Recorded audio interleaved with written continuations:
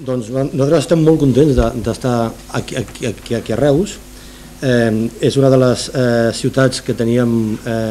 en ment per poder desenvolupar el dia de les seleccions catalanes i la veritat és que hem trobat una gran receptivitat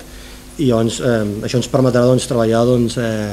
amb gran fluïdesa i que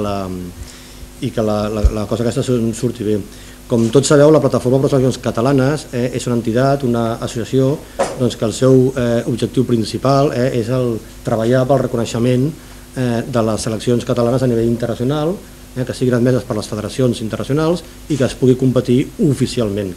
Per aconseguir això, una de les coses importants que tenim sempre nosaltres en ment i un dels esquemes del nostre programa és el fer bullir l'olla, a l'implicar a la societat civil, a l'implicar a la ciutadania i que s'incorpori en aquest projecte. Dedicar un dia a les seleccions catalanes que no s'havia fet mai és una cosa que creiem molt important. Ho vam començar l'any passat a la ciutat de Vic, va tenir un gran ressò i un gran èxit. Diem el dia, però és una jornada que comença el dia 8 de juny, és durant tot el dia 9 dissabte i acaba el dia 10. Nosaltres hem plantejat el dia de les seleccions catalanes amb dos apartats, un que és l'apartat lúdico-festiu, que és el que tracta d'incorporar a la ciutadania com una gran festa de l'esport,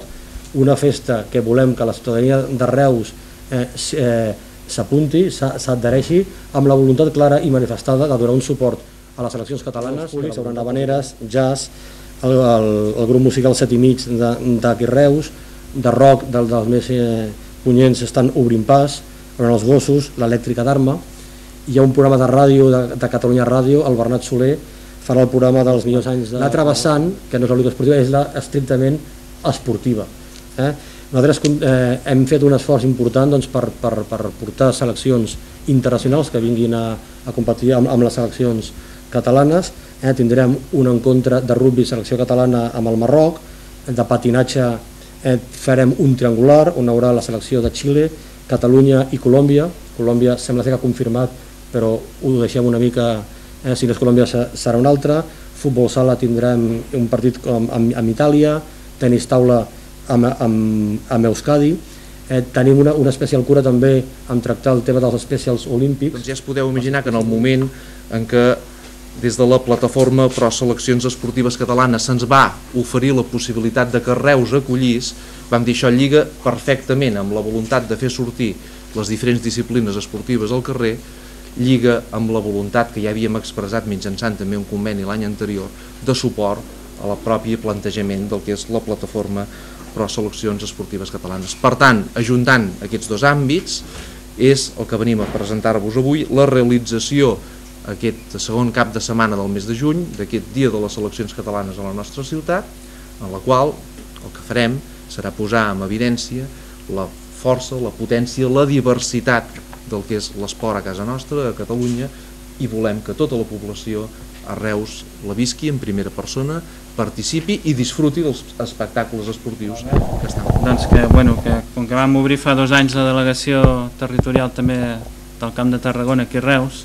doncs penso que tenia molt de sentit fer el dia de les seleccions aquí a Reus i que no ha estat cap casualitat, perquè ja quan se va fer l'any passat a Vic doncs ja vam parlar amb l'Ajuntament i la regió. És obvi que hi ha un gran salt qualitatiu, es passa d'un dia a 3,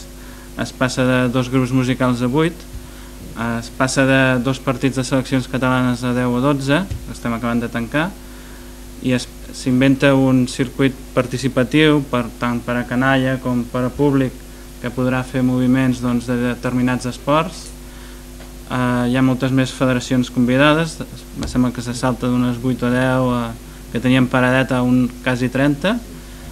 vull dir que el salt és molt gran a tots els nivells, tant participatiu